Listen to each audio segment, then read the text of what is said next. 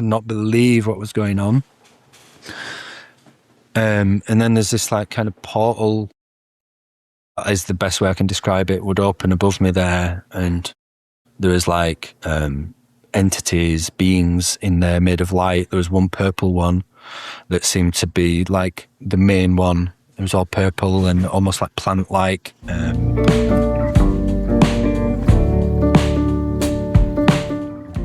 But yeah, so I reckon we go from the top. So just a little introduction is, I came across you, Mickey. I essentially had this happen, this Kundalini process, whatever we want to call it, about 2.5 years ago, I think February 2024. And obviously, as we'll get into in the stories, things got in motion before that, and even hearing parts of your story has made me realize things that are linked in mine. But in general, that's when ground zero was. And then I've had a variety of conversations with a variety of people. I've looked far and wide across the internet, and a couple of accounts jumped out at me as being the exact same thing that happened to me. You know what I mean? The exact same process. You know what I mean? There's little nuances for everyone, but there seems to be a group of people. It seems to be a pretty rare phenomenon. You know what I mean? The meditation retreat where it happened to me, they'd never seen it, and it was sort of like, you're crazy. But with the power of the internet, we can get a bunch of different people, and there's 5 or 10 that I've identified that seem to have the full thing, and that may be an equation of sensitivity versus life experiences and this and that and the other, a bit of trauma sprinkled in, some psychedelics sprinkled over here, all of the magic ingredients. But essentially, yeah, your account was one of them, and I reached out to you. We've been chatting, and it's been great to have you as someone to chat with and a resource. But what I want to do today is create something where we can, because I was scouring the internet. I had no idea what was happening to me. You know what I mean? I didn't know about Kundalini. I didn't know about any of this shit. Here I was cheerfully thinking I'm going to go to a meditation retreat and deepen my meditation practice, whatever that means. And came out of it with not being able to meditate for about 12 months at all, and having my life completely sort of changed. And so you went through a similar process, and we've chatted about it. So I want to get the stories out there in terms of how this came about. And we probably don't even fully know, but as far as we know, with a bit of space from it, I've got a bit of space, you've got more space in terms of time from ground zero there, and just go over the story, what you think happened, how you experienced it, what blew your mind, what didn't, and go from there. So I reckon we kick off with yours first, Mickey, if you're okay with that, and we just jump in from whatever you perceive as the beginning of this sort of process, and maybe set the scene a little bit with where you were at in your life and what was going on, and how it all came about. Yeah, lovely. Thanks, Brady. Yeah, appreciate this. I really like that you're helping create this resource for people, because it was a bit of a confusing time. I will say I wasn't like very fearful. I was kind of excited because I knew there was something positive was happening, but I was definitely confused. I was like, what is this? I was really fascinated by it. The beginning, I only realised, was the beginning retrospectively. There was things that were happening before the kind of big event, which, it was a big awakening event. And there were things happening before that, which to me, I didn't realise were part of it, but it was the beginnings of it. Yeah. So what was going on in my life at the time was I had been introduced to plant medicine. I'd taken psychedelics recreationally, and I really enjoyed that experience, which then led me towards DMT and ayahuasca and the more medicinal and kind of ceremonial and medicinal ways of working with these psychedelics. And so I was exploring that. I had more recently been introduced to shadow work, which was about getting into the unconscious and looking at my patterns and like my triggers and my drivers, like what's really going on under the bonnet underneath. So my personal development had gone from seeking success and using positive affirmations and visualization to let's go deeper, and instead of trying to bring myself up and build myself up, let's kind of break myself down a little bit more. So there was a real shift there. So that was like the period of life I was in. I was in there, break myself down, look at what's going on, and experimenting more deeply with consciousness and healing. Like gone from exploration to like healing. So had there been much substance abuse or trauma or anything like that early on, Mickey, or just general sort of you just deepening spiritually, but it wasn't like sort of some people are forced in, and I was a little bit that way rather than some people find their way through, you know, normal sort of suffering or whatever, but you were just looking to deepen your relationship with things. And yeah, I've not had a great deal of trauma in my life, I'm happy to say. My trauma was very physical. It was when I was a kid, when I was like really young. I had severe asthma. My parents, I don't think, realised I was allergic to dogs, and we had a dog, so I would have asthma attacks repeatedly. It was like so bad actually at the time. I guess it is quite a lot of trauma for a young person to take on. But that was my main difficulty when I was younger. And but as I got older, no, it was more like I wanted to break free, man. I felt trapped. I felt stuck. I was doing a 9 to 5 job I really didn't like, and I'd always describe it as soul destroying. Right? It really was kind of that. It was so empty. And then, so that led me towards kind of personal development and then self-help, which then, you know, it kind of evolves, right? And so that's where I was. And I read a book called Letting Go, The Pathway of Surrender by David Hawkins, which some people might know of. It's got like the scale of consciousness on it that he uses to measure kind of where you're at in your awakening process. Yeah.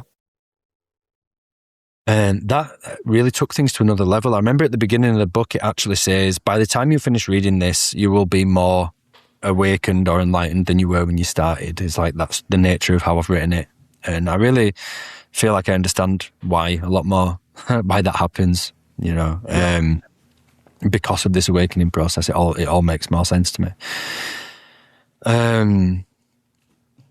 So the theme of the book is surrender, and it's literally whatever's going on inside and out, you surrender to it, completely surrender to it, let it be exactly as it is without trying to change it.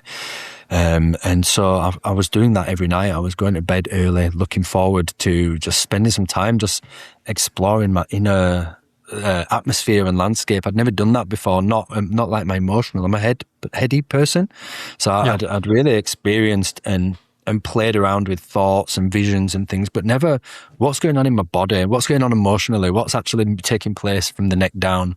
And like all of that it was like a whole new adventure. So I was playing around in there, and I remember getting kind of I'm not going to say it was words. I don't have like clairaudience. I don't hear things very, very often at all. It's more like a knowing and a feeling for me, sentience and cognizance. But it was something was saying, just stop breathing. Just don't breathe anymore. And it was almost like a feeling of, you don't need to do that. That's going to be taken care of for you. And so I was laid in bed and I was like, okay, you know, stop breathing. And then obviously the breath, you know what the body does, right? The breath comes in. Then it's like, stop breathing again. Then comes the next breath. And I realized what was happening is it was practicing surrender. It was practicing relinquishing control of everything, including breathing. It's, you know, like the very fundamental basic operating system of life, you know. So I would practice that, and then it would say like, okay, now it's time to start yawning. Just yawn, yawn, yawn. So I would yawn like 30, 40, 50 times in a row, and my eyes would be streaming. My nervous system would feel so relaxed, and just like, you know, it's like that after you yawn once, that feeling of relaxation. I found that I kept doing things with my breath around that time. You know, like just doing, I don't know if the mic would pick it up if I was to demonstrate it, but it was doing things with my breathing and with my breath and things. And so all of that felt like, I didn't realize that was the beginning of what was about to happen until afterwards. That's what that stuff was. It was already happening.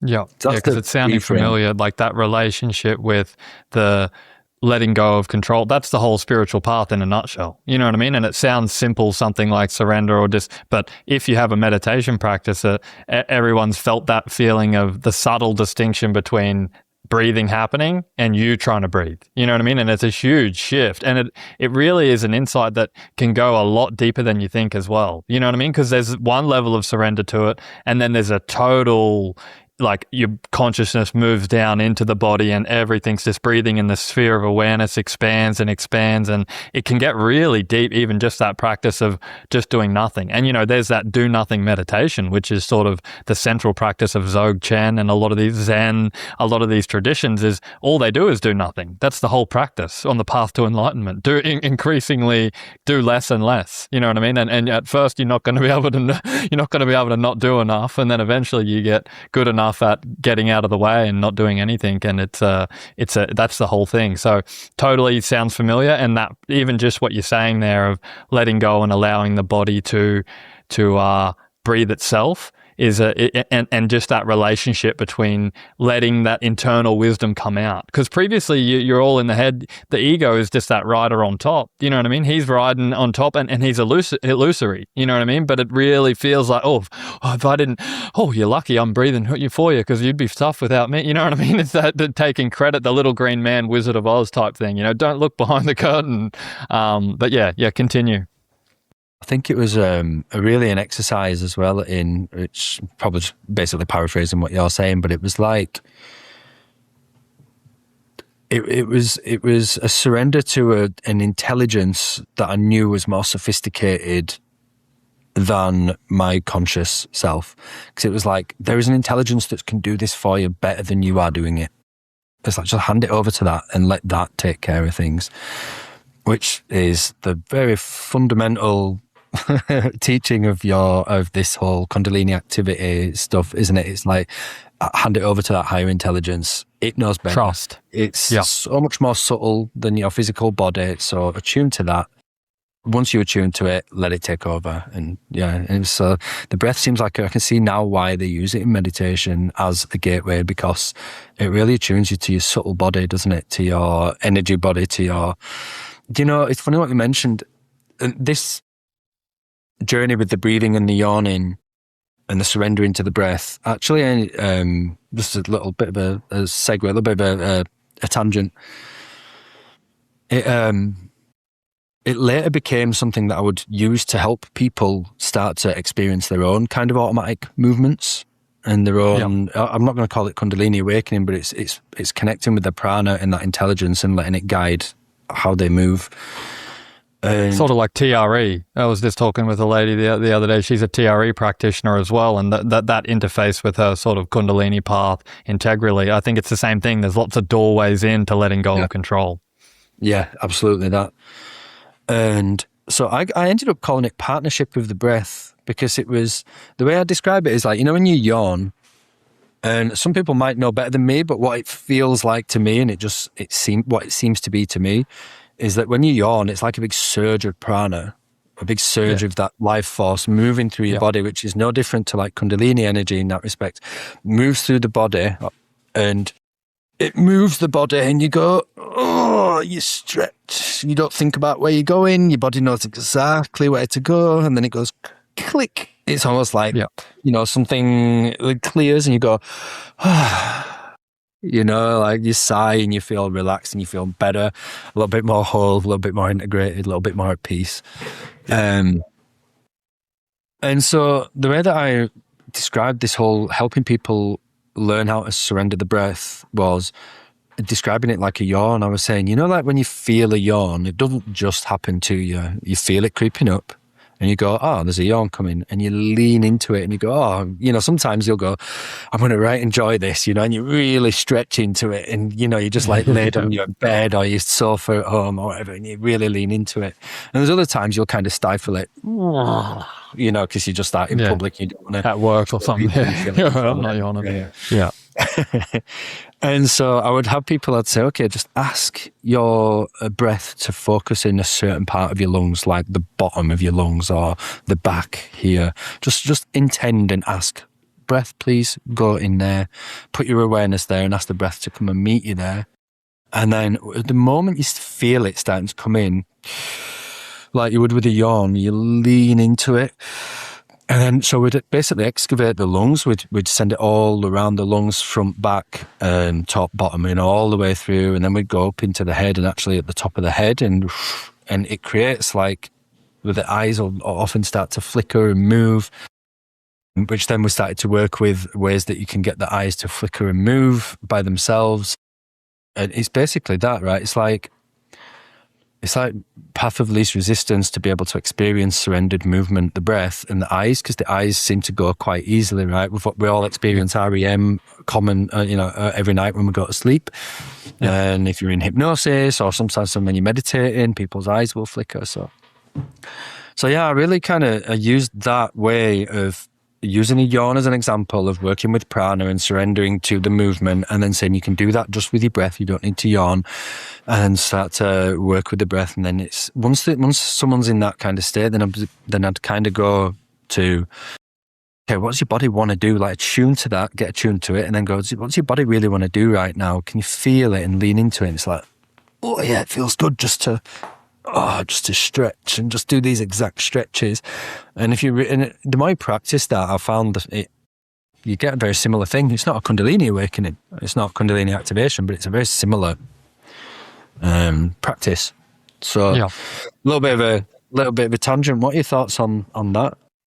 Yeah, no, I think I think that there's lots of things that we haven't yet discovered. The central thing that this kept jumping into my mind then is, there's something about the voluntary, because take a yawn or, any other sort of bodily functions, defecating, whatever, you know what I mean? These are processes that we know you're not voluntarily controlling it. They're involuntary. And so there's something on the boundary there between voluntarily surrendering to what the body wants to do that is something the ego really doesn't want to do. You know what I mean? It's like almost like the ego's whole program is to never leave any gaps there where it has to voluntarily surrender. So finding things on the midline of those autonomic nervous system sort of events that have their own momentum, and the yawn's the perfect example, because in a little snapshot frame, it's exactly what the Kundalini is. The body wants to do something and the body moves. But there's something there where, we can sort of sound like madmen, and from one frame, it's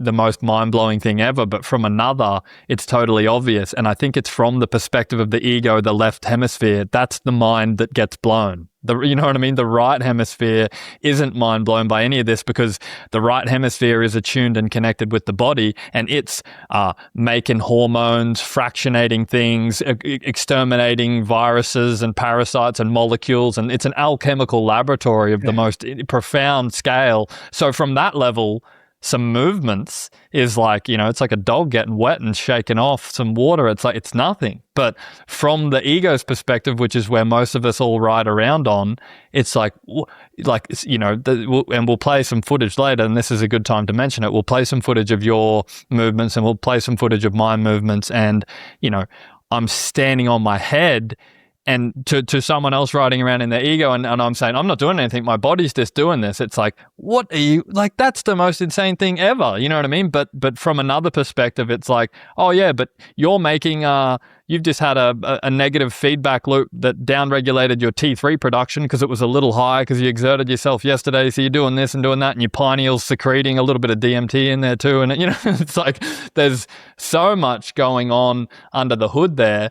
And at that level, it's like, of course, the body it does things that there's nothing on this planet that we've yet to create that can do. That we don't even know what it's doing half the time. Each day a paper's coming out of nature with a new function for an organ, and the thymus actually regenerates your body and downregulates as you age. But when you're little, it just changes your whole physiology. It's like we're just learning.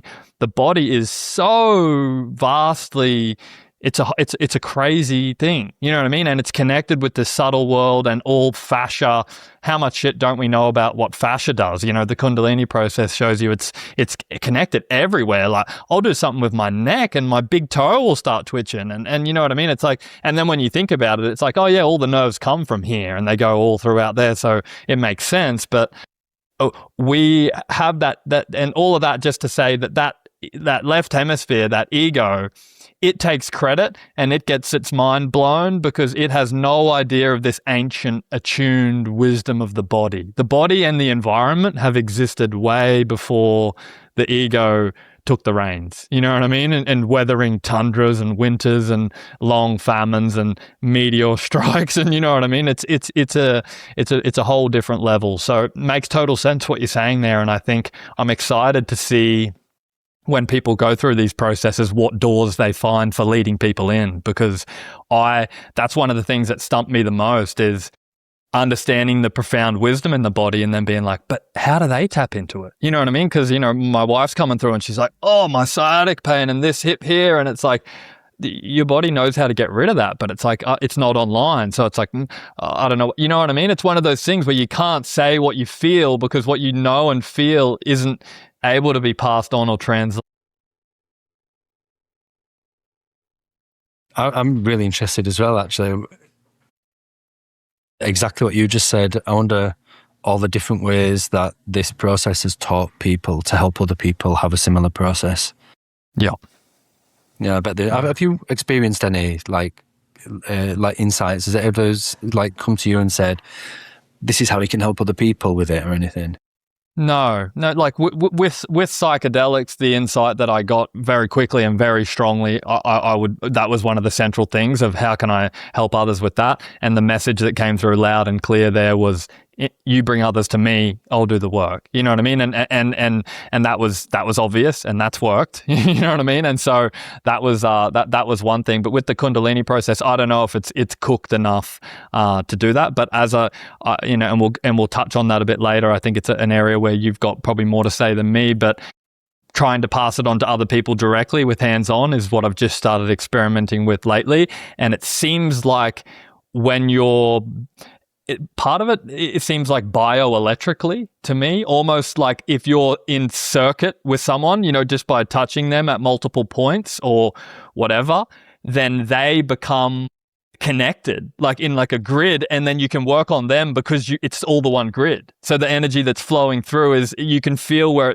you almost intuitively know where it's blocked, but the thing that is the tricky bit is you can't surrender, that you can't be their ego and surrender for them. You know what I mean? You can move energy through and try and have all of the raw materials in place. But, when I've tried to do it with my partner, it gets to a point and I go straight to ground zero on her, which is a spot in her neck. And she's like, ow. And you know what I mean? And it's like, oh yeah, yeah. And then, that created the situation for me where it was like, she's like, that hurts. And I'm like, actually, yeah, no, mine were the most painful things I've ever done. And after, big releases, like I can feel that one in her neck is a gross blockage. And I've come to conceptualize early on in the process, you have several gross blockages, like 3, 4, or 5, where it's like I had one behind my left shoulder blade here, and it was like arm up behind the back, laying down, really in there. And when that released, I actually caught it on video, and it was like deep sobs,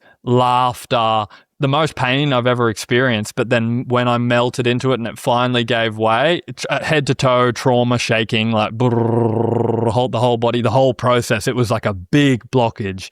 And I had about 3 or 4 of them. I feel like there's probably one more in my left hip that's a really gross blockage, almost like I conceptualize it like a plexus, like a nerve plexus, where it's like multiple other nerves and bits of fascia and tendons move through this highway. And it's like almost like cable management. It's like a big bunched up bit of cords, and there's something wrapping the whole lot of them up. You know what I mean? And nerves are traveling through muscle fibers, which are compressed, and fascia is wrapped around that, and it's some sort of horrific tangle. You know what I mean? And those are the gross blockages, I think. And so that process of me going to that spot on her and instantly knowing that's what, and then her being like, that hurts, don't hurt me. And it's like, oh, I don't even know what I'm doing here in terms of getting someone else to, because all I've been doing for the last 2 years, unbeknownst to her, was moving deep, deep, deep into this pain. You know what I mean? And then having it transform. But to a normal person, that's insane. And to have someone else do it to you, even maybe I wouldn't have been able to surrender. You know what I mean? If someone else was,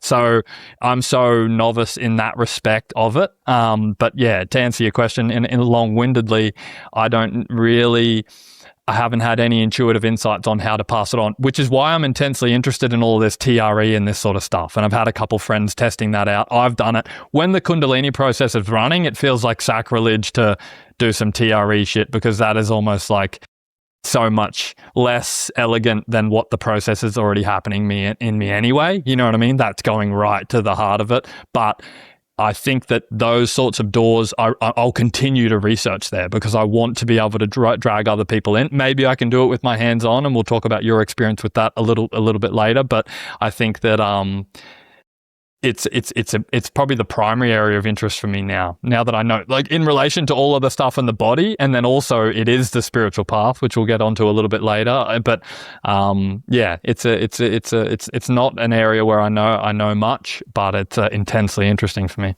Yeah, same. Do you want me to go back to the kind of my awakening event?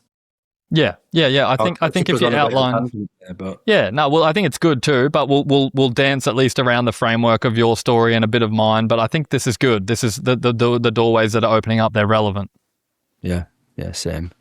Well, it does segue in really perfectly as well, just into what happened at this event. So I was on an ayahuasca retreat. It was 11 days of ayahuasca back to back. So the idea is that it kind of builds and goes deeper.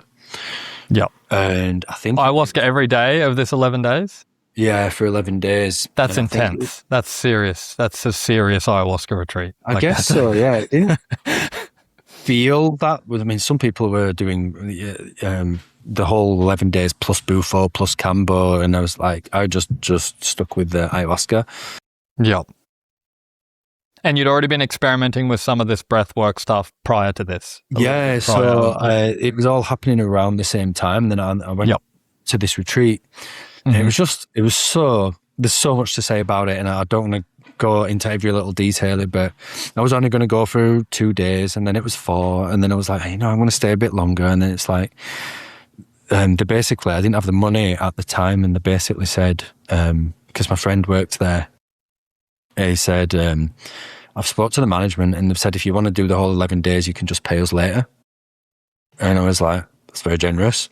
And I was like, shall I do it? I had this new car back home that I really loved. It was just a white Audi TT, and I'd been wanted one for years, and I'd just got one not so long before. And the only way I was going to be able to stay and pay was if I sold that car. I'd only had it a few months, and I sold it. I messaged back home and I said to my mum, I said, can you please help me sell my car? And she went, I'll buy it off you. And I was like, amazing. So she wired me the money, and I stayed. So I didn't want to pay them later. I didn't want to set myself up for that. Yeah. I'd just been made redundant and stuff. And I was like, okay. I really feel like that was life saying, which avenue are you choosing here? Materialism or the deep work, spirituality? Yeah. It felt iconic, which is why I mention it. And good choice. And I sold the car, and it was that night that it happened. So there's a few ingredients. There was a lady there who kept, I noticed she was staring at me a lot, and not in like a checking me out kind of way. It felt a bit odd. I felt a bit uneasy around it at first. Yeah. And then I just kept noticing, and you can feel someone looking at you and you keep looking away. And then at one point we walked past each other and our eyes met, and can't describe what that feeling was. It felt really impactful. And then I thought, I'm going to have to talk to this lady. So we went and had a chat. We spoke for a little bit. And she was telling me about some things that she was into. She didn't speak very good English. She's actually French. And then that night, I drank the medicine, and the moment I drank it, I was actually started to sob. The sobs were just coming from nowhere. I guess I was 7 days into this retreat, so there was stuff moving, and was sobbing. Your heart was open, yeah. Yeah. And I drank the first cup, and as I did, I kind of choked on it. It went down the wrong hole. It went into my coffee that. Bad enough when it goes down the right hole, that stuff. I mean, intense. Yeah. Can't help but think it was supposed to do that for a reason, because very, very quickly, like instantaneously, there was no time for it to kick in. As soon as I drank it, I just went, and my breathing started doing what I can describe as like a cheat code. You know, like on a gator for gamers, they do cheat codes. It's like up, up, down, left, down, down, A, B, start, whatever. My breath was doing like 3 in, 2 out, 1 long one in, 3 long ones out, or whatever. And it was doing all these breathing. It was like a cheat code. Like that's what it felt like a combination lock. A precise set of sequence of actions that you didn't know what the purpose was. But yeah, I get you. It knew exactly what it was doing. It was very precise. And then my body just went, and I felt like a robot. And it just put itself in this very specific position. And I kind of remember thinking, okay, whatever's going on now is crazy. I'm basically, my body's just being moved and controlled, but it also feels really safe. And I'm in the right place. And there's loads of people here, and there's space holders. And then the next thing that seemed to happen was, I don't know how to describe this in a way that will relate the way that I experienced it, but I'm going to try. It was like somebody was sat in front of me, to the point that I thought one of the facilitators had come and sat in front of me. I had my eyes open, but I couldn't look at them. My eyes were like a little bit off because my body had been put in a very specific position where it was there.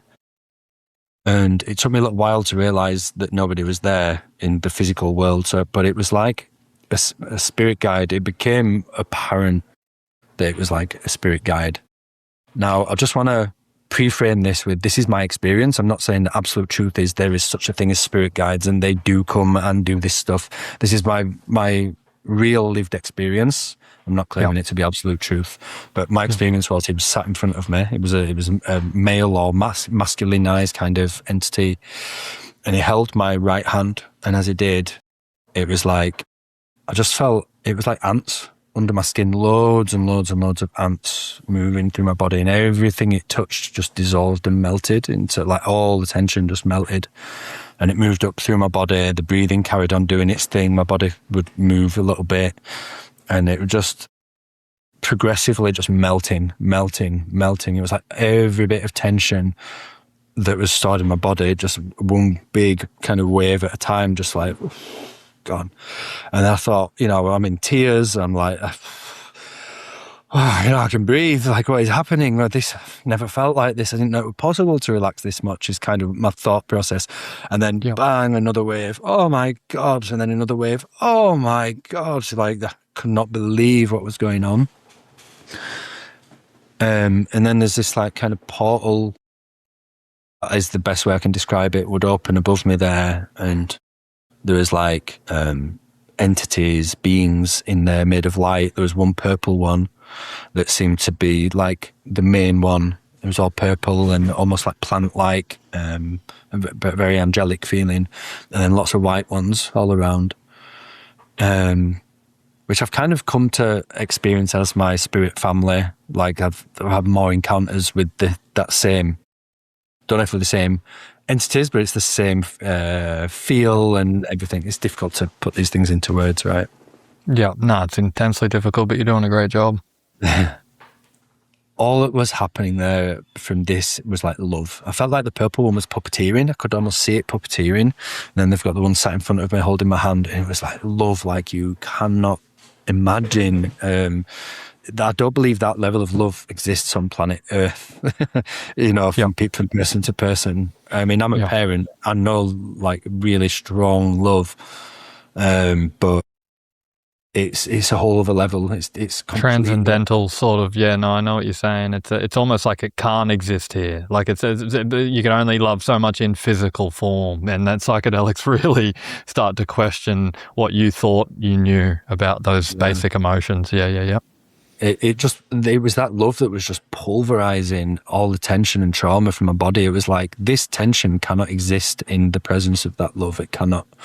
It just melted it away. It was just gone. It's a result of the absence of that love, maybe, as well. You know what I mean? It came about. I mean, interestingly, I've come to see tension. It's where we've pushed out spirit. It's where we've pushed out God, where we've pushed out the divine. It's almost like I'm on my own here. And it's like squeezing to try to kind of push out. Calcified in the absence of it. Yeah. So I kind of like the work I do now is another kind of a modality that I've been given, over time that kind of helps with this. But I would connect with spirit, find the tension in the body and invite spirit to go into the tension and it just feel it open up to receive it. So this is kind of what's happening at the event. There's I think we've spoke about this before. There was a bit where I was like, I think I heard myself say, why are you doing this for me? I don't deserve it, which was really revealing that that's obviously a core belief of mine, that I don't deserve something. So later on, I understand why that is now. But so I said, I don't deserve it. And it sort of just went, oh, we'll sort that. And it just took my head. It kind of put it to one side. And it was, it was like, the only way I can describe it was like, circuit board. All of the really intricate lines on a circuit board.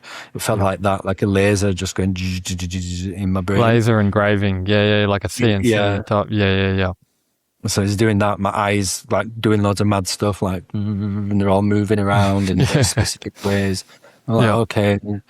And it was almost like it didn't want me to do the I don't deserve it thing. So it just kind of took that away. And it was like, oh, okay. Yeah. And then that evaporated. Yeah. And then there was a whole thing where my body went into a full ritual then. So it's done this a few times since as well, which I'll try to describe very briefly, but it's like kind of cross-legged. And then I would fall forward, bang, into that kind of surrender. Like a bow. Yeah, I know the one. I did it on DMT just not long ago. And then my breathing would go, it would do this really weird in-breath where my lips would quiver. The Hannibal Lecter. So I'm doing this thing, and then my arms would come up like that, and then down, and then up, and I'm getting goosebumps everywhere doing it because it's bringing it back as I'm doing that. Yeah. But so it was doing that over again, that exact movement, and I could tell I was in the presence of greatness. That's not even the right word, but there was a deep, deep reverence happening. Like I felt like my guide, father, teacher, guru, probably feels more accurate, like my guru in that realm was present. And there was this, it was like a ritual that was taking place, like an initiation. I was being initiated. And it was a really special moment. I could feel that this was going to be, that it was something really important, which doesn't even scratch the surface, that word. That's the bulk of it. I mean, after that, there was things like when my eyes were open, I was like, it was almost like looking through the world with enlightened eyes. It was like every interaction anybody had, I could see that their souls was agreeing to have that interaction. It was like the divine plan was apparent to me. It was clear.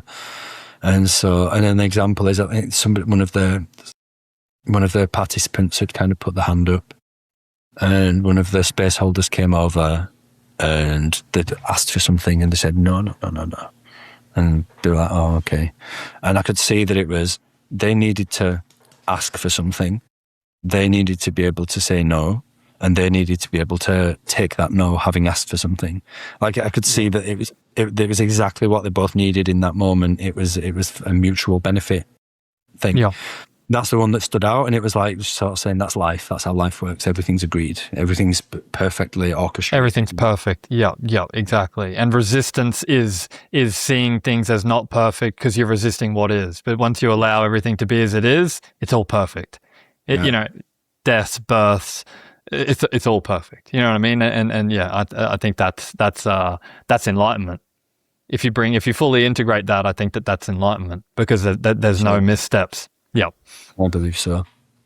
So I don't want to say much more about that because I think that's enough. That's it in a nutshell, that was like the event, if you like. Primary precipitating event, and just some things that jumped out there.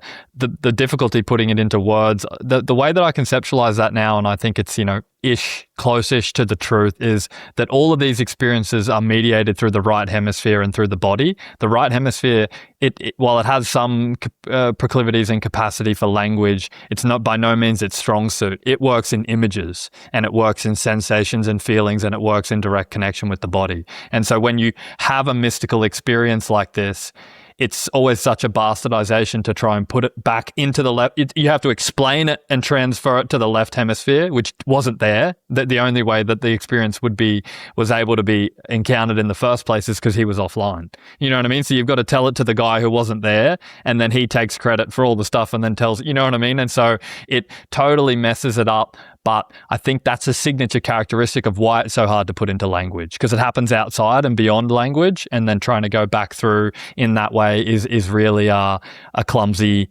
process. It's triple handing the information stream there. And then also, just very interestingly, even down to those specifics, that bow, that special sort of whole body sacred bow, like, you know, squished fully into the floor bow. I smoked DMT somewhat recently. Broke through on smoked DMT for the first time. I'd done ayahuasca and I'd done changa in previous times, but the stars aligned where the opportunity for that became available. I didn't feel sort of deeply called to do it, but we ended up doing it, and the most deep and sacred bow came out of me. I was in the presence of, for whatever reason, like there were like Hindu iconography, sort of like Kali or Shiva or something like that. And they were so scintillating and divine. The only words that I could say were, it's too pure. Like, to look upon it was like to be destroyed, driven mad. It was like looking at God and finding yourself totally unworthy of gazing upon it. And I just bowed like that, like a couple of times. You know, my head spun around on a thing. All of these psychedelics, and that's maybe something we can touch on, really intensify this process that happens in the body, because I think that they shut off that left hemisphere. They strengthen that connection between the right hemisphere and the body and the intuition and the sacred. But that deep bow, I'm familiar with that bow. You know what I mean? I'm familiar with the surrender from ayahuasca. After drinking ayahuasca for the first time, it shattered me. And then I skipped of 3 ceremonies, I skipped my middle one, cowardly, and then went back for my last one. And the second that I drank my cup on the third night, and after missing the second ceremony, I had I knew what surrender was in that moment for the first time, because I was like, oh, please don't hurt me. I'm a kid. I'm a little speck of the world. Like, just don't destroy me. You know what I mean? And I had that humble surrender, and then DMT has a way of doing that. But that physical bow, no volitional thing, just my whole body, just the sacred. Oh, this is what you do. That we're in the presence of the sacred. Like, my body knew, even though my mind didn't. You know what I mean? My mind was like, what am I looking at? My body's like, it's the sacred, you idiot. You know, get down. Get down, boy. It's the reason why people pray on the knees and bow their head and put the hands on the floor. Exactly. The closest one is probably like what you see in like Islamic prayer or something like that. You know what I mean? The deep melting all the way to the floor, no gap, not even a millimeter. You know what I mean? Right down there, yeah. And when you see, and I've never done something like that. Muslim devotees have they'll often have a patch there on the head where, you know, from the prayer mat. Yeah, and there's got to be contact. It is that level of devotion, but it happens automatically instead of through personal will. But yeah. No, there's something there, and so that sort of lastly, that laser upgrade, very common. Like, I posted an ayahuasca experience report probably 10 years ago now, or whatever. And I had a bunch of people from all over the world messaging me, like hundreds of comments being like, I had the exact same thing that you said about the lasers. I had a similar sort of thing, lasers in the brain. And they were like, I had that exact thing happen to me, and I'm from Spain, and I'm from there, and I'm from here. And I was just like, what the hell is that? Like, it's one thing to say we can have these psychedelic experiences, right, left hemisphere, whatever, unconscious material, whatever. And these sorts of things come up, maybe things that you had with your mother or your father or your this and that, and that's in there. But laser upgrades to the brain, that's I don't know if Freud ever mentioned, you know what I mean? It's something deeply profound and sacred, but so alien that it's just impossible to put a lid on that and to articulate how that could possibly be in there for multiple people. I'm not sure what's doing the lasering.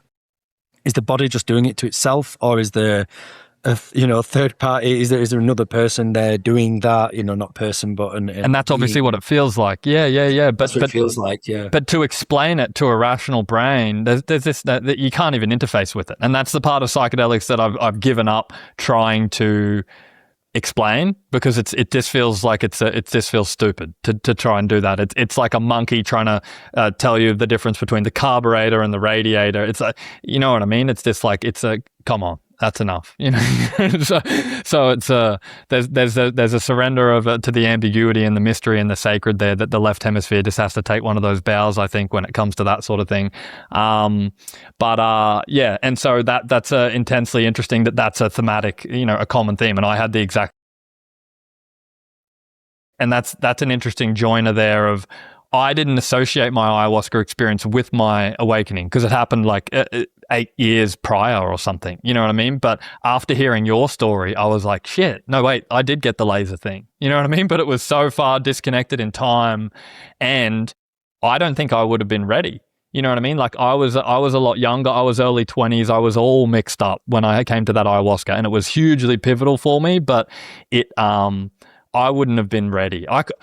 I was literally that out of touch with my body and spirit and the sacred that I was not sure if I could sit in the dark until the ayahuasca took effect, in the silence, in the dark. Like I was at that stage of my life. I remember sitting and trying to meditate and nearly having a panic attack, just trying to embody my vessel for a second, you know what I mean? So that's where I was at, you know what I mean, in terms of how far I was from being ready for this process, you know what I mean? So interestingly there, that's connected somehow. But yeah, I had the breakthrough into the family space of like, it felt like, one of those memes of like, you're the alien taking the bong rip and you die, and then you're like around the circle with your friends and they're like, oh, hey, what's going on? You know what I mean? And it's just like, well, what do you mean? Where was all that stuff that I was so engrossed in? It was that element, and they were like, oh, it's all right. You came from there. You're going to head back there soon, but like, don't sweat it. You know what I mean? Like, don't get too into the game. Like it was that sort of element, and really sacred, ancient feeling of connected to these beings. Like I've known them for lifetimes and lifetimes and lifetimes. And the closest thing that you're close with in this world was like fourth cousin, you know what I mean? In comparison, that this was mum and dad, you know what I mean? Like this was coming home in a deep sense. And so I had that as well. So we'll leave that there. Now, where did your experience go from there? Let's go from there. I just realised I didn't close one loop, which I'll close now. The eye contact thing. When I was in that process, it showed me the lady in the eye contact thing, and it was like she came here to do that. This was part of everything you're experiencing now. That was her eyes were doing it. She was transmitting something. I could not wait to tell her the day after, and then it turned out the day after she had gone home, and I was like, another massive coincidence though, or synchronicity. Straight after, this was in Marbella, this retreat. It was in Marbella in Spain, and I'd previously lived in Ibiza, which is not too far away, one of the Balearics. And what I decided to do immediately after that retreat was go back to Ibiza and go spend some time there. So listen to this for a synchronicity. So that woman who, with the eye contact, had told me her name, but her name was Ananda. It'd be funny if she watches this. Her name was, the name that she had given herself, I guess, was Ananda. And I was like, oh, maybe I can find her on Facebook. I feel like I need to get in touch and just see if she knew anything about this or whatever. So I'm like, see if I can contact her on Facebook. Couldn't find her. Hey? Yeah. I said, did they put you up to this? You know what I mean? Like just call her straight out. So, I couldn't find her anyway. And so I kind of gave up on it. I was like, well, I guess I can't find her.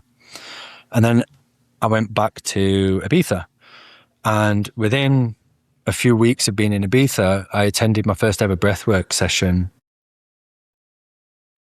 I'd never been to one of these before. I'd not really heard about it. And then suddenly someone had told me about it, and there was a big event with about 50 people all breathing together in Ibiza. And I was like, oh, I'm going to go. So got a friend of mine, and we went together. And through that connection, I met a lady who was living in Ibiza, a German lady. And very soon after meeting her, somehow, and I can't remember exactly how, it became apparent that she was really good friends with the lady from the retreat, Ananda. And her name wasn't Ananda, it was Joanne.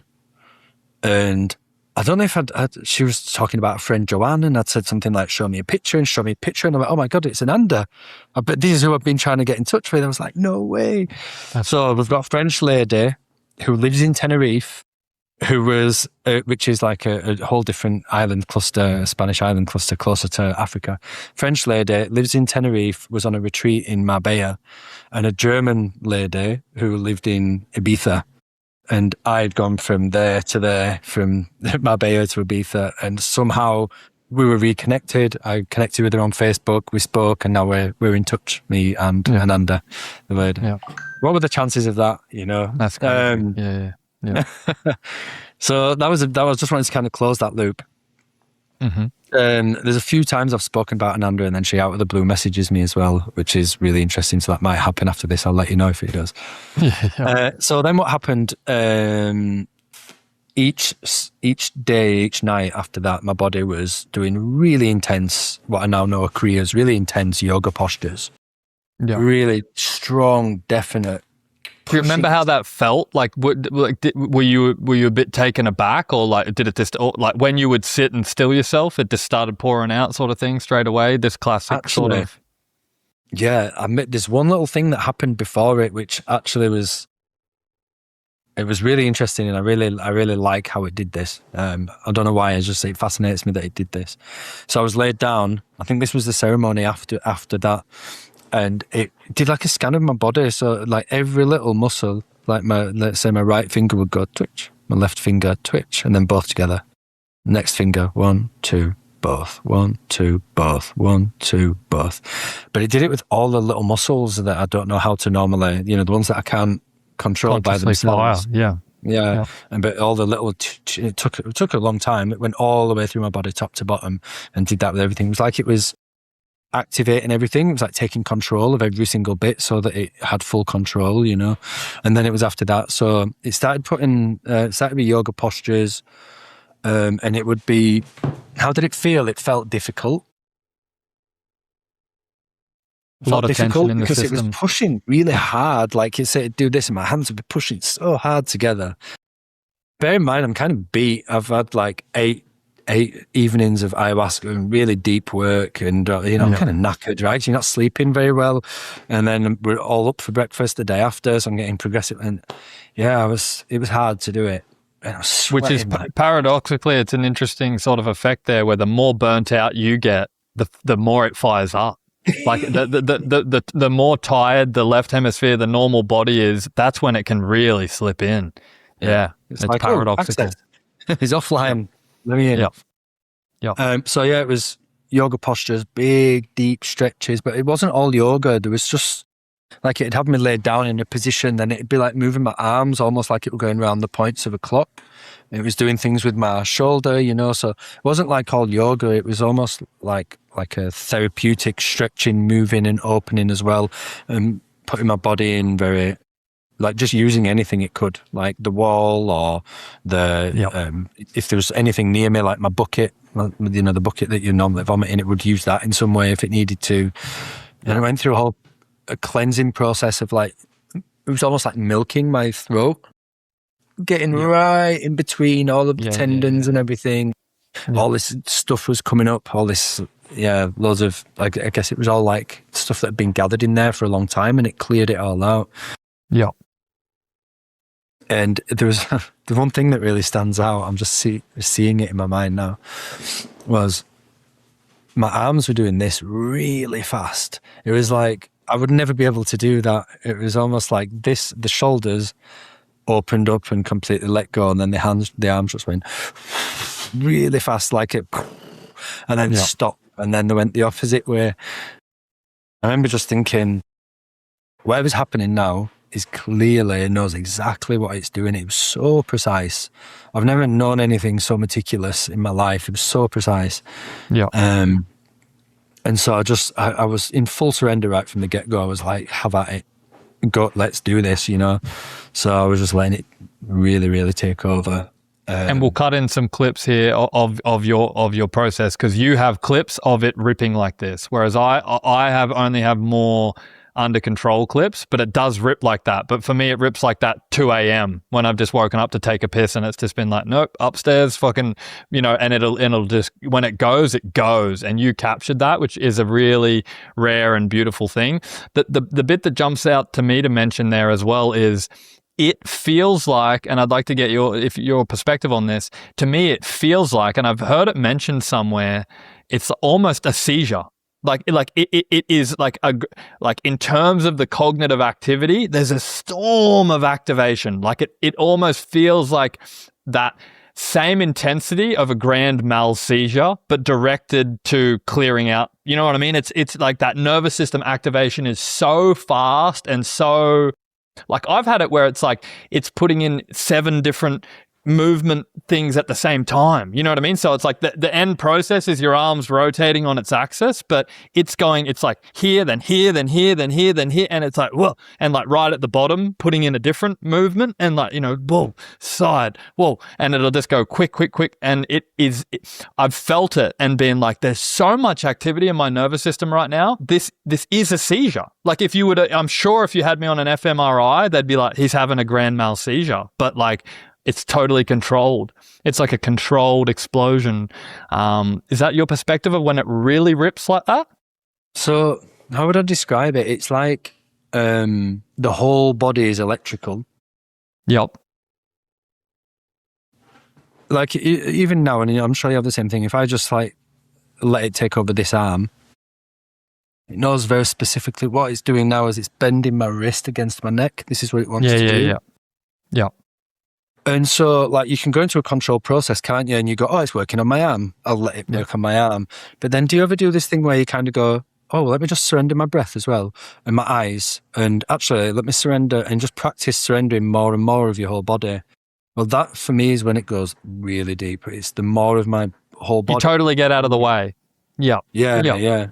So instead of just letting it, focusing on the bit that's moving, I let the whole thing go and it goes, and it's really. It's like you're out of body. Because I always close my eyes when I'm in that mode, and when I'm in that mode and it's doing that, it's like it's not even my body. Like it's just happening. You know what I mean? And it's beautiful, and it feels like being deep in meditation. But it's a total surrender. I've even had experience, but only under the influence of a little dose of psilocybin, that I've surrendered total control, and it'll just walk around. Like and even went to the point where I'll walk up hills and it'll zigzag like a goat, and I'm like, oh, is this the path of least resistance up this hill? You know what I mean? And so total surrender, and it'll just walk itself. And like at times, I'm able to fully surrender while in motion, but this is only very recent and only very brief. But I think that it's, you know, Mickey, I think that whole process is like. I've heard that described by Frank Yang as another person who had a sort of an awakening process. It's very interesting. He's got a bunch of really interesting videos on YouTube. He's described that sort of awakening process as you do nothing meditation at a certain point in your path until that life just happens and you're always doing nothing. Like that's it. That's the end of the path, is that you're out of the way. You know what I mean? Because you never were driving the bus. You were rigid and full of tension there and thinking that you were driving and, oh, I'm going to hit stuff. But you were never driving. You know what I mean? And so when you fully let go of the body does its own thing. And then guess what? The body also drinks when it's thirsty and eats and wants to relate to other humans. And you know what I mean? But you were never in there. You know what I mean? And that's the non-dual insight at the heart of the thing is, yeah, you've got to integrate that, and it can just be an intellectual insight in the head. This is going through the body version of you slowly figuring out that you weren't in there. You know what I mean? And it's getting you to let go and let go and let go. And does that resonate? Yeah. Actually, the book that I said kind of really kicked this off, the letting go, the pathway of surrender. If I'm not mistaken, I don't think he self-references the entire way through the book. He never says I. Like, he doesn't say, I saw this. He says, there was a person, there was a plumber, there was a thing happened. And he explains how the same thing, he would be the witness to his body going about its daily stuff, doing its thing. It's not like the body was necessarily being enlightened. It was still doing very normal things, but his perspective was witness. And I kind of get that. You probably get the same thing. A lot of people who are watching this, who are doing any kind of inner work, probably get it as well, where no matter what you're acting like, you're still watching yourself do it. It's not like, I can be losing my shit a little bit with my 3-year-old son, like, oh, Charlie, you know, we really need to go. Like, help, just let me get you ready or whatever.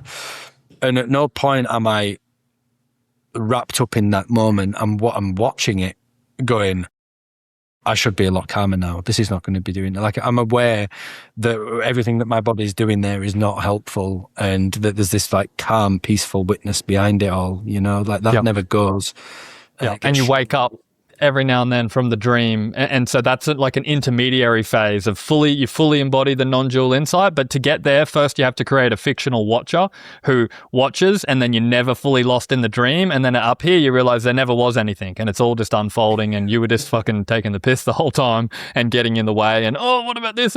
And then even though that can still happen, there's that part that isn't affected by any of that. You know what I mean? And it could never been any other way. It was always perfect. You were going to be late that morning. You know what I mean? You're freaking around like a headless chook. It's like you were still late. You know, nothing could have changed it. You know what I mean? But there's that, and that level is definitely a shift on the path that never goes back. You can't put that genie back in the bottle. Yeah, right. And so it just reminds me, if I was once putting my son, he was probably 2 at this point, I'm putting him in his car seat, and he didn't like it. He used to go, you know, like make himself like a board, so he won't bend, so you can't get him in. I'm like, Charlie, I know they say you're not supposed to try and rational thoughts to a 2-year-old, but I was like, Charlie, if you knew why Daddy was putting you in here, you would just let me do it. It's to keep you safe, because we're going somewhere in the car and you have to be in here to keep you safe. If you knew, you wouldn't be fighting me. And as soon as I said it, I was like, that's God speaking to me, using my voice to speak to myself. Like, you know, in life, if you knew why I was doing what I was doing, you would realize it's all perfect, and just to surrender to it.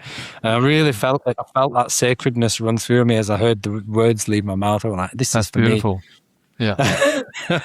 That's a beautiful insight, because it's the exact same metaphor, you know what I mean? And we kick and scream and we fight, and you know, every now and then we have a moment of lucidity where we're like, it's been so beautiful. I'm so glad it happened the way that it happened. It couldn't have happened any other way. I wouldn't want it to, you know what I mean? I wouldn't want to change anything now, but those are just brief moments where we connect the dots, and then we go back to flailing and I can't believe this has happened, and what am I going to do about this? And That sounds like a good book title. Back to flailing. Yeah. So, that was my process. That was when like the event turned into the Kriyas. There's one other one, and I want to mention it in case anybody here has experienced this. Something to do with my teeth, right? First of all, so this is during that retreat. My teeth would first of all, my tongue was moving all around my mouth really slowly, like it was mapping out the territory. And then my teeth would gently just tap twice. And then it'd move probably less than 1 millimeter to one side, tap. A little bit more, tap. And then back. And it kept doing that for it was really, really frustrating, to be honest. It happened for hours. It was like almost a whole night of an experience of really slow, really tiny movements that was just it was like painstaking, you know? Yeah. But then I felt it, I could feel it coming to a head. It was like, oh, it's happening. Whatever this has been doing now, this is why it's been happening. I could feel it. It was getting to its completion moment. And then all of a sudden it just put my jaw exactly where it wanted it, and then it went and it bit down really hard. Now normally if I used to do that, I would retch. If I ever wanted to retch, I would bite down. It made me retch.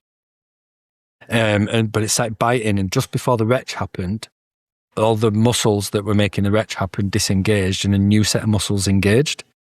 And so then it bit down harder, and then same thing happened again. I'd feel like the wrong muscles engaged, and then they'd let go, and some other ones would clamp down, and it basically reshaped my jaw and like parts of my face, and re-engaged all different muscles. And afterwards, people noticed it. A good friend of mine was like, "You look different. You look younger, but you look different." It was like my jaw had gone back about 2 or 3 mil. So I'd gone from having an underbite to it being an overbite. Yeah. And it reshaped that for me. That's the only thing that clearly changed.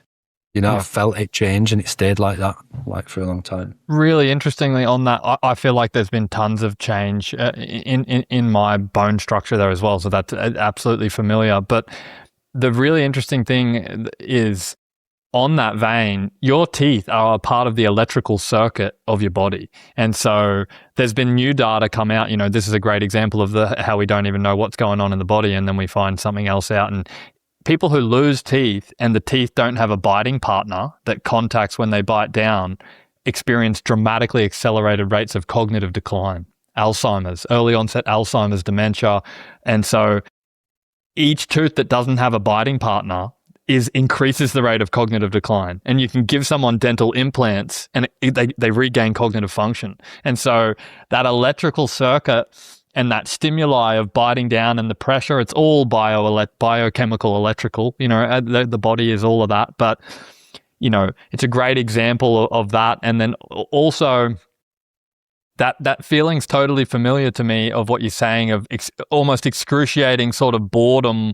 It always takes you where you don't want to go. You know what I mean? So it'll either be some crazy thing with your neck where you're like, I'm sure this is going to break my neck. And it's like, no, we need to do it for 3.5 hours. And you're just like, oh, you know, and that sort of like, you know, that can be the most uncomfortable thing you'd ever want to do. You know what I mean? It's like 11:30 at night and I'm worried about breaking my neck. You know, just leave me alone. You know, there's that sort of, the ego resists it, but the whole process, it seems, is a training. And in light of what we've spoken about with what the spiritual path is, that we know absolutely incontrovertibly is that process of surrender, taking you to the place that is hardest to surrender and right into that darkness would be the fastest way to accelerate your spiritual growth, right? You know what I mean? Like if you can do it, if you surrender rather than, you know, sitting and doing something pleasant instead of like trying to fight against getting your neck broken at 11:30 at night for 3.5 hours, you could be, you know, watching The Simpsons for the 4th time or something.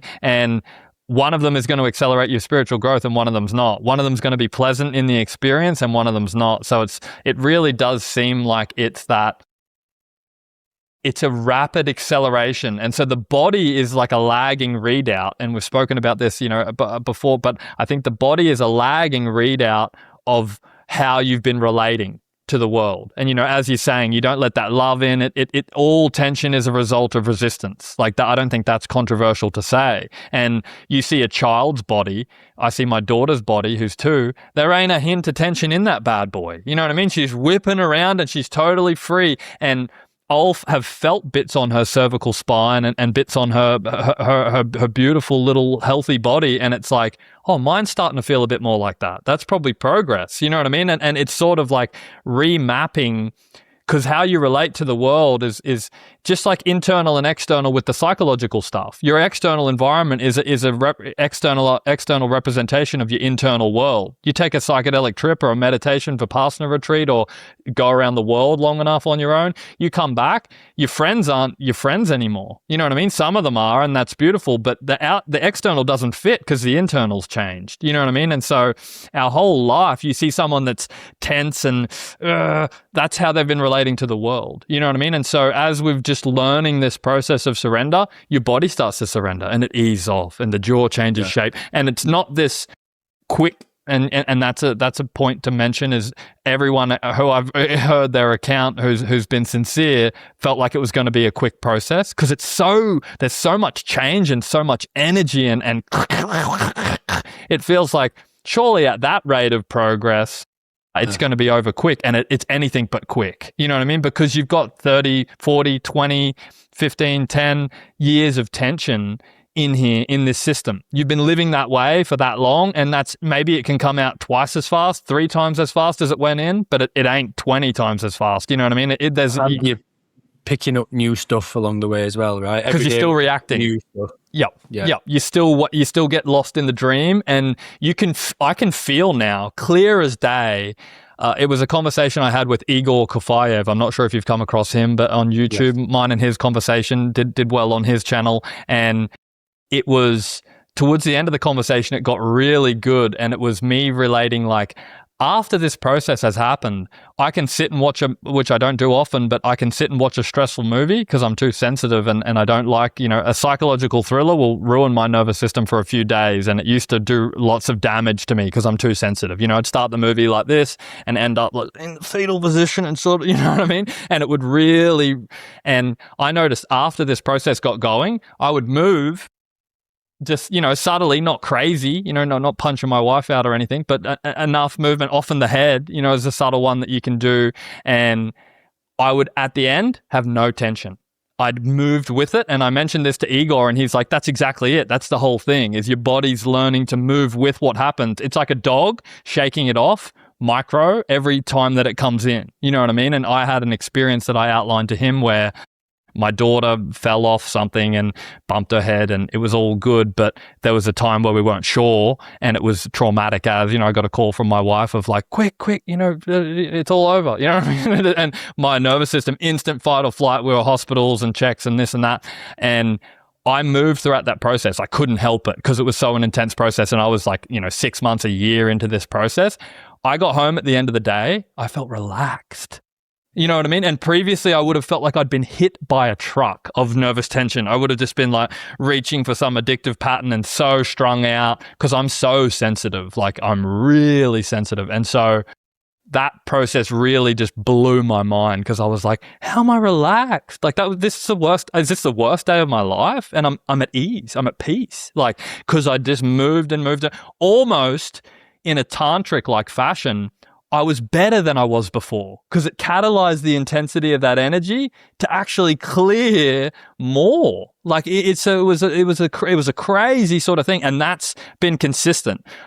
It's not socially acceptable to move, and I think subtly we live in an over rigid culture. Victorian sort of elbows in. Oh yes, chew with your mouth closed, like that sort of where I think classically we were squatting down and we would have been moving all the time, but we're stifled now in the modern world. You know what I mean? There's a shh, sit still, shh, and don't do any of that. And that is not how we, you know what I mean? You sit still for long enough, even just doing something like this, by the time we're done this conversation, I'll be like, ugh, you know what I mean? But if it was more acceptable to move and jive around, that's something deep in us, I think. How does that resonate with you, that sort of side of it? Yeah, absolutely.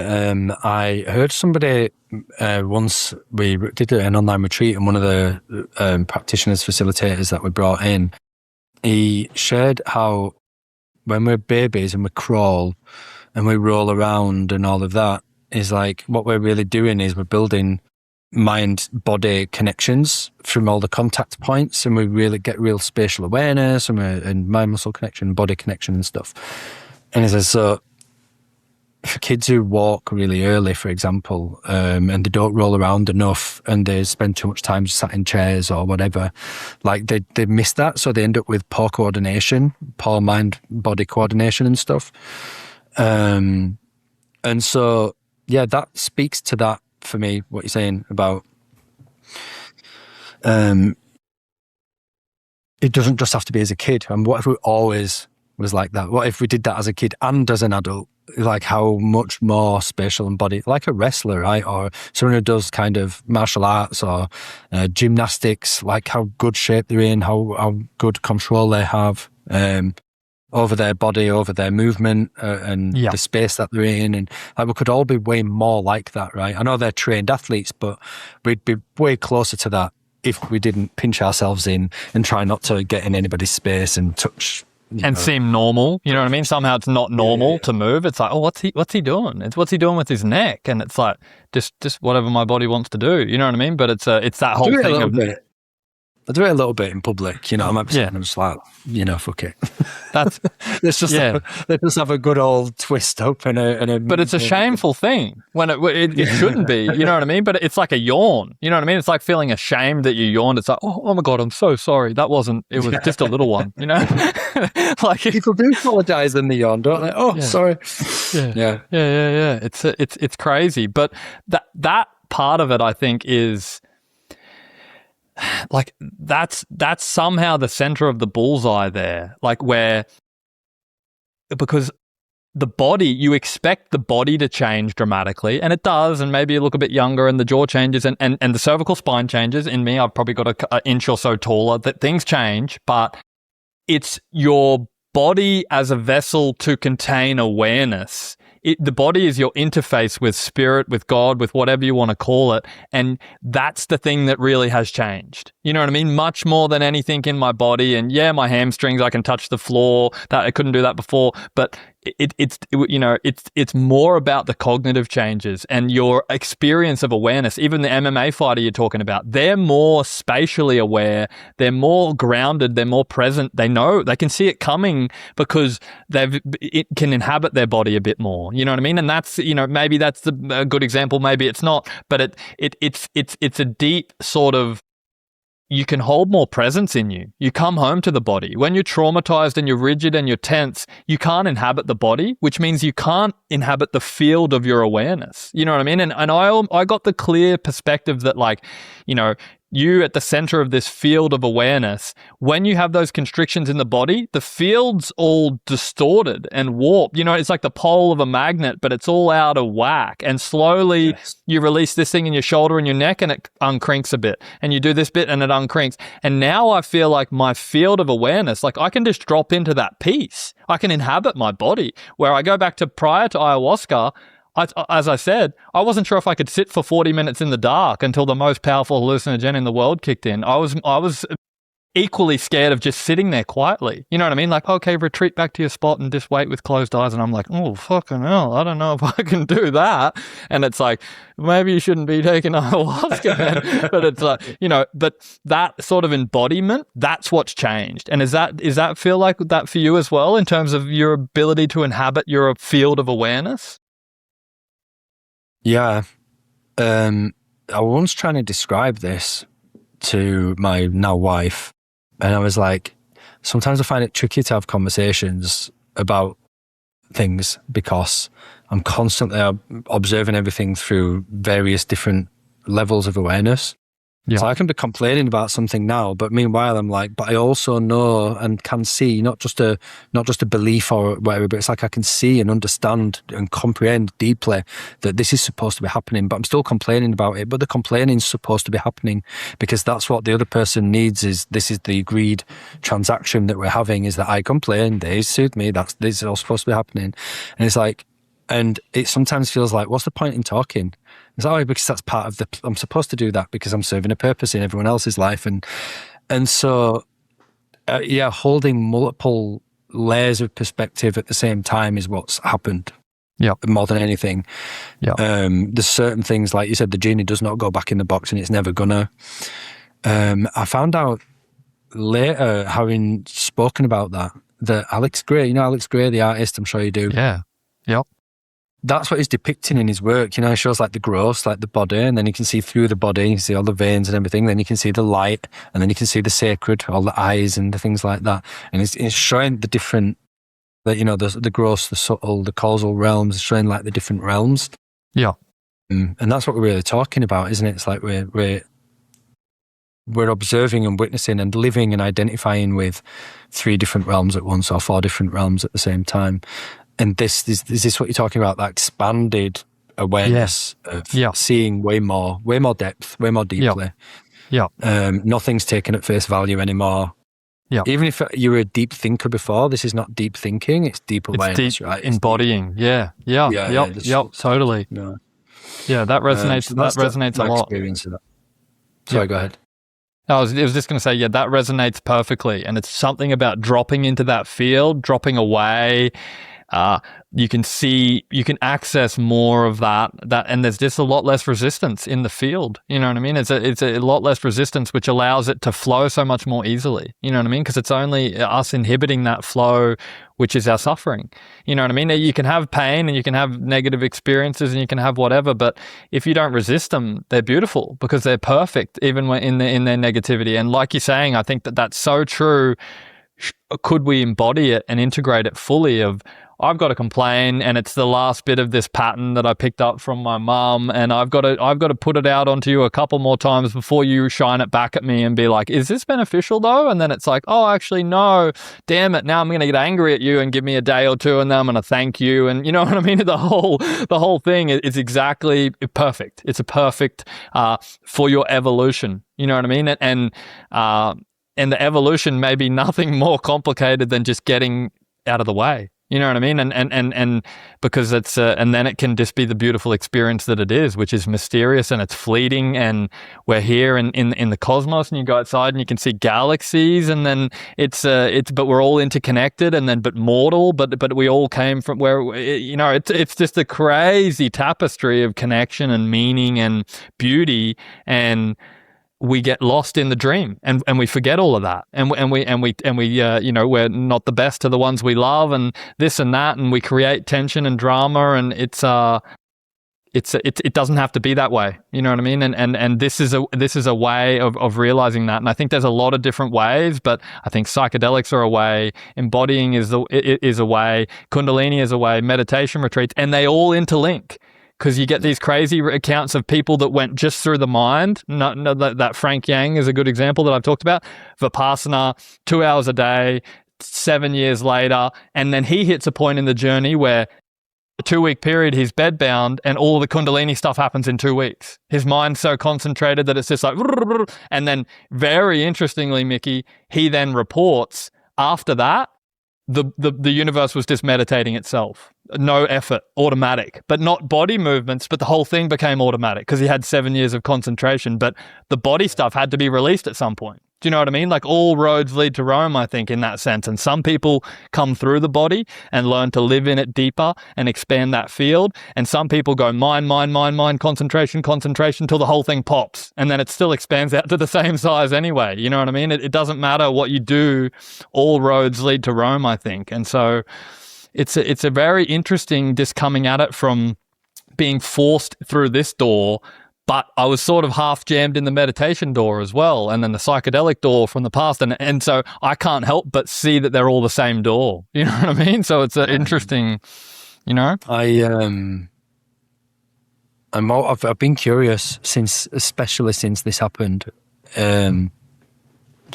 about different paths. Because you look at some spiritual teachers like Muji and Eckhart Tolle, and they're not Kriying. They're not doing Kriyas. They're not twisting up and moving and releasing. They're sat quite sedentary.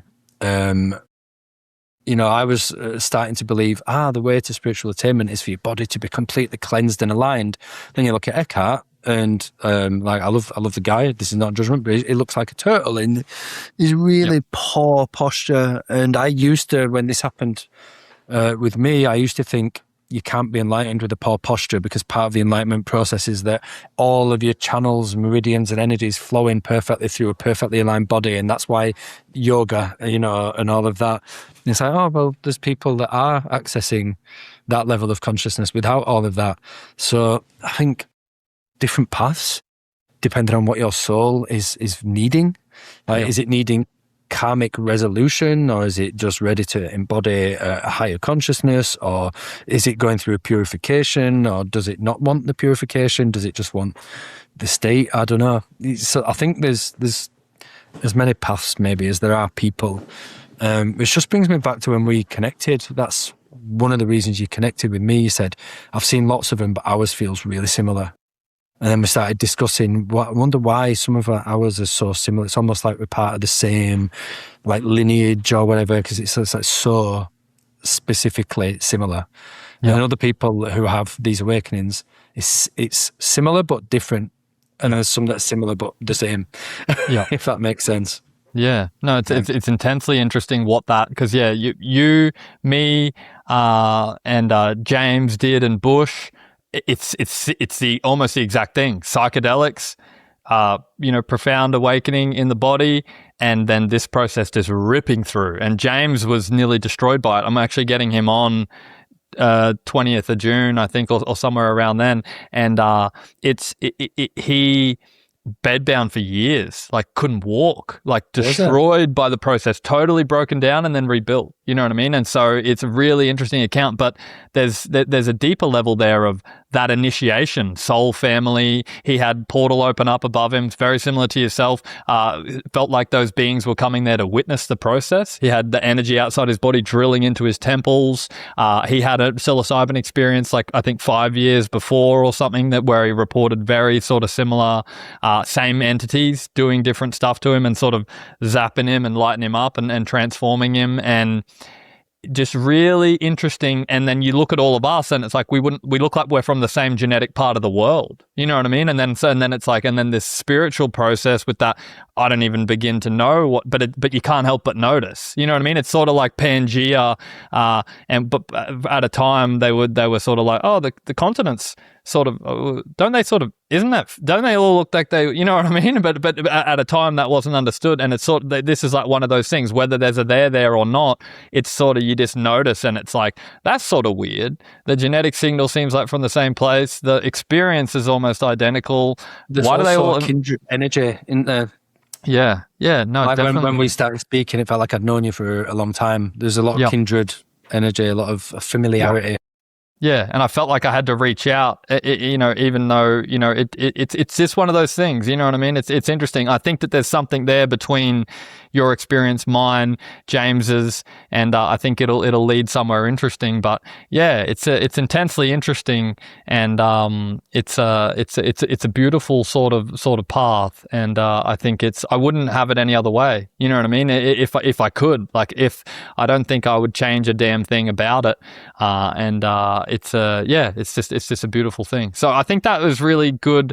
That's sort of we're getting close to your hard stop there. So there was nothing really, we sort of did it perfectly, I think, where we sort of went into both of ours across the path, you know what I mean? And the crux of my portion to share there is Vipassana meditation retreat, years after some psychedelic experiences sprinkled in, and then realizing, as soon as I realized the physiological signal of resistance at the deepest level and could let that go, it started. And it started in the meditation hall, and just like you reported, it ripped through me for days. I had days where like 2 or 3 days where they were telling me to come in for the meditations, and I was like, I'm sick, and just pretending to be sick and just letting this sacred process go on in me, and visions, and similar to the ayahuasca experience, sort of portals opened up, and weird states of consciousness where I was sort of like, I'm like, they're all out there listening to some guy. It's like, I'm him, like it was just just a totally, and just right at the center, and my head on a cement mixer, just like just 20 years worth of tension just melting out of me. And, the ultimate realization was just, I feel what it feels like to resist at the finest, subtlest level. I can let that go. And my body was like, I've been waiting 30 years for you to figure out how to let go. And I got a whole lot of work for you to do now. You know what I mean? And then boom, but different doors in, but the same path. And so it's an interesting path. It's a beautiful path. Anything else that jumps out that we didn't cover, Mickey, that you feel like needs mentioning? Yeah, there's a few things really.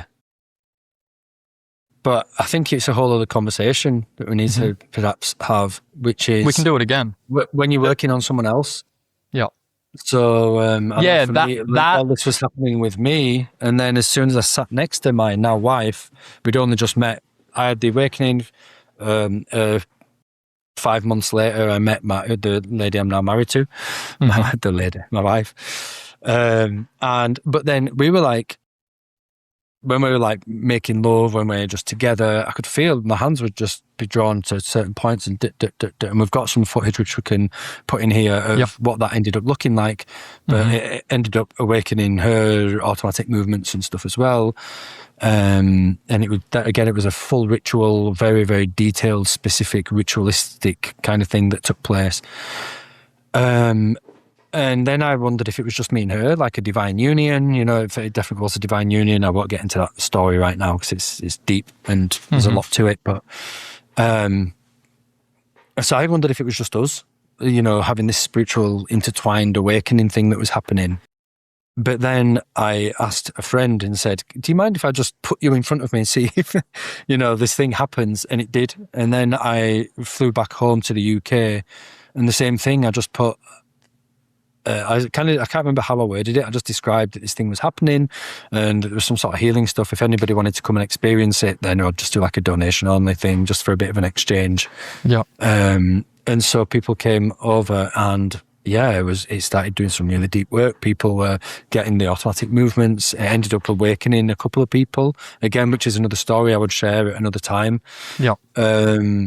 So I think that's a whole other conversation to have about. I think that the role that psychedelics play now, working the energy on other people and a few other things would be a good another topic for another discussion, Mickey, when we've got a bit more time. And it's because we've got your hard stop coming in hot there, and it's been a great conversation. And I think this standalone is a valuable thing for people. I think it's a great thing. It's the best that we've got. It's what we've been able to come up with based on our experiences, and I think it's going to be a valuable thing for people to be able to check in. It's rare, you know what I mean? So we're not expecting the world to flood in here and feel important to watch this, despite the fact that I think it is an intensely interesting phenomenon and story if you can account that we're not crazy, you know what I mean? And it's worth listening to. And if you can get that far, I think even people who haven't got this experience happening would really enjoy it. But it's one of those things where it's a mystical thing. It's a sacred thing. We don't even, as much as we're talking around it, we don't even really know how to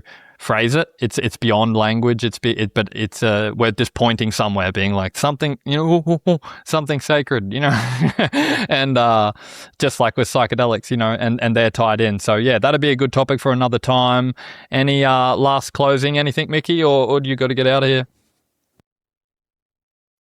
Recommend, and if anybody is experiencing this and they are worried, I just recommend finding your support system of people who are not going to judge you. They're not going to just.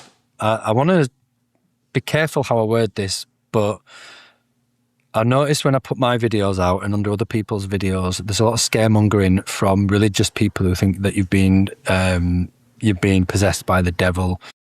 If the devil makes you a kinder-hearted, more grounded, more real, more authentic person who wants to do more good in the world, then maybe that's what happened.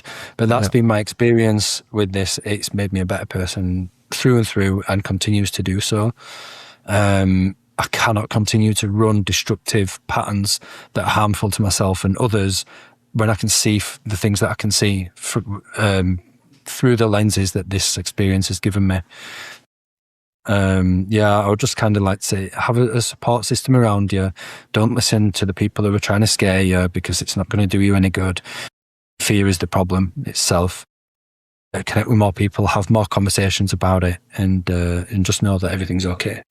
Yeah, no, I think that's beautiful. That's sage advice, Mickey. And I think it's obvious that the way that you show up and the way that you account your story and your authenticity there, that the devil's not at work. And I've experienced that and seen that as well. So I think, and I would probably just add that a big thing for me, and I don't know how big it is for others, but I get the intimation that it was similar for you, where thinking that this process is going to hurt you, it's said by, you know, I've heard it said by James and Igor and a variety of people. It can't be said enough, because early on, especially when it whips up like this, like it has in us, it's very, very intense and strong. And it can be very frightening thinking that you're going to do permanent damage. And look, I'm going to be totally honest. There was times early on where I don't know if it was me not working with it or resistance or whatever, but I had a lot of work on my neck and like sensory nerves went numb up to, there was points where the edges of my ears were numb and this side were numb from just reefing muscle and tendon and nerve, and they came back and it was fine. There was no damage there, but it was it was a really intense process. You know what I mean? And it can be a bit scary, but it won't hurt you. I think confidently, if you get out of the way, don't try and accelerate it. Don't try and go further. Don't try and go less. Just practice on letting go and getting out of the way however you can do that. And if you can do that, it will look after you. It will take care of you. It's sacred and it will lead you to beautiful places, which I feel like it has for you, and it definitely has for me. I wouldn't change a thing. So I think that's something important for people to hear. And we'll do this again, Mickey. Thanks so much for taking the time. I really appreciate it. And it's been a beautiful conversation, and I think it can live as a beautiful resource for people as well. We'll cut in those clips, your process, my process, as much as we can, and maybe some of the you and your partner stuff, and we'll bookmark that for another conversation, for the way that it interfaces with others, the way substances interface with it and other aspects of life. And I think that would be cool to dive into when we get a chance in the future. Awesome. Thanks, brother. Been a No pleasure. worries. Thanks, Mickey. Appreciate it.